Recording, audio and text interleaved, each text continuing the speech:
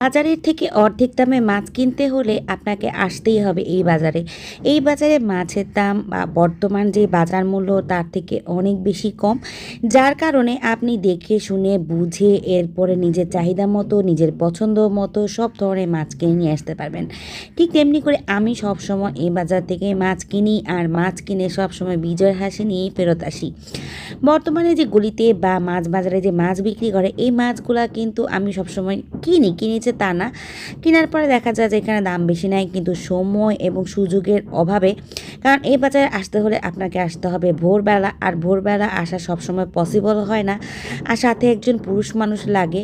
যার কারণে দেখা যায় যে মানে একা একা এসে এখানে মাছ কেনা যায় না, যার কারণে সবসময় অর্ধেক দামে মাছও পাওয়া যায় না। তো আজকে হঠাৎ করে প্ল্যান করলাম যে না অনেকগুলো মাছ কিনবো, আর অনেকগুলো মাছ কিনলে এ বাজারে আসলে সুবিধাও বেশি।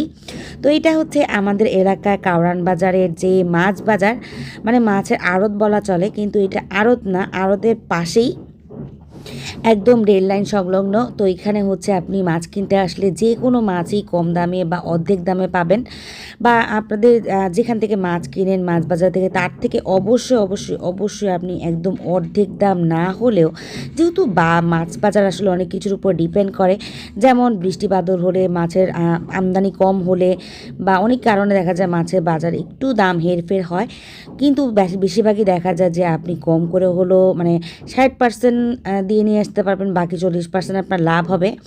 তো আমি মাছ নিয়ে আসছি, অনেক রকমের মাছ। আজকে হাজব্যান্ডকে নিয়ে বাজারে যাওয়া হয়েছিল, বাজারে যাওয়ার পরে এই যে দেখেন কতগুলা মাছ নিয়ে আসছি। এত মাছ কখনোই আমার কিনা হয় না, কারণ ঘরে মাছ খাওয়া হয় না। তা আমি যেহেতু কম দামে পেয়েছি, আমার হাজব্যান্ডও বলতেছিল যে নিয়ে নাও, আর দেখা যাবে রেগুলার এরকম আসা হয় না।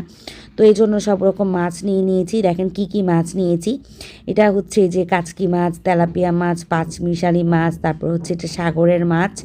এটা সাগরের মাছটা আসলে খুবই মজা। তারপর এটা সাগরের বেলে মাছ, তারপরে পুঁটি মাছ, তারপর হচ্ছে শিং মাছ, তারপর হচ্ছে শোল মাছ, মানে সব ধরনের মাছই মোটামুটি আনা হয়েছে। আনার পরে আমি কি করেছি, যেহেতু মাছ নিয়ে অনেক ঝামেলা, শর্টকাট একটা কিছু রান্না করতে হবে, আগে কাচকি মাছগুলো নিয়ে নিয়েছি। কাচকি মাছ নর্মালি কিন্তু তাড়াতাড়ি নরম হয়ে যায়, তো এটা আগে বেছে নিতে হবে। প্রথমে হচ্ছে কাচকি মাছ থেকে যে বড় বড় যে মাছগুলো, একটু বড় বড় আর কি, এগুলো বেছে নিচ্ছি। এগুলো হচ্ছে আমি আলাদা করে রান্না করবো, যেহেতু পরিমাণে বেশি, যদি পরিমাণে কম হতো তাহলে কাচকি মাছের সাথেই দিয়ে দিতাম। তো এগুলো ক্লিন করার জন্য এখানে আমি ট্রের মধ্যে পানি ঢেলে নিয়েছি, কারণ কাচকি মাছের মধ্যে অনেক ধরনের পাতা লতা হাবি জাবি অনেক ধরনের ময়লা থাকে, ছোট ছোট শামুক থাকে। তো যার কারণে এগুলো আলাদা করে বেছে নিতে হয়। তো এগুলো পানি দিয়ে ঢেলে তারপর একটা একটা করে আমি বেছে নিচ্ছি। বেছে নিতে নিতে আমার ছেলে তো আসছে, এসে জিজ্ঞেস করতেছে এটা কি মাছ, ওটা কি মাছ। ওকে নিয়ে আসলে বাজারে যায়নি, কারণ ও ঘুমাইছিল। ওকে ঘুমে রেখে আমরা বাজারে গিয়েছিলাম, তো উঠেও এত মাছ দেখে পুরো এক্সাইটেড। তো যে বড় বড় মাছগুলা বা যেই যে মাছগুলো ছিল সবগুলো ফ্রিজে ঢুকিয়ে ফেলেছি, কারণ এগুলো আমার একার পক্ষে কাটা সম্ভব না। সানিয়ার মা আসলে তারপর তাকে নিয়ে আমি কাটাকাটি করব। কিন্তু কাচকি মাছটা আমি বেছে ফেলতেছি যাতে নষ্ট না হয়ে যায়। তো বেছে তারপরে হচ্ছে এগুলো আলাদা করতেছি, করে তারপর কিছুটা আমি নিয়ে নিতেছি রান্না করার জন্য, কারণ আজকে শর্টকাট রান্না করতে হবে। এত মানে মাছ হাবি জাবি এগুলো সব কিছু সকাল থেকে যুদ্ধ করার কারণে অনেক দেরি হয়ে গিয়েছে, তো যত শর্টকাটে রান্না করে নেওয়া যায় ততই ভালো। তো কাচকি মাছ রান্না করার আগে বসিয়ে দিচ্ছি, নরম যাতে না হয়ে যায়। আমার আম্মা সবসময় দেখতাম বাচ্চা থেকে আব্বা যখন মাছ আনতো, তখন যখন কাচকি মাছ নিয়ে আসতো দ্রুত আগে ওইটা বেছে ওইটা আগে রান্না বসিয়ে দিত, পরে বাকি মাছে হাত দিত এবং বাকি মাছ মানে কাটাকুটি করতো বা রান্নাটাও পরে করতো, কিন্তু কাচকি মাছটা আগে বসিয়ে দিত। তা আমিও এরকম করি, বাজার থেকে কাচকি মাছ নিয়ে আসলে বরাবরই চট করে আগে কাচকি মাছটা বসিয়ে দিই। আসলে আপনি আপনার যত রকমের কাজ আছে বেশিরভাগ সব ধরনের কাজই হচ্ছে আপনার মাকে দেখে শিখবেন, বা মাকে দেখেই মেয়েরা আসলে শিখে।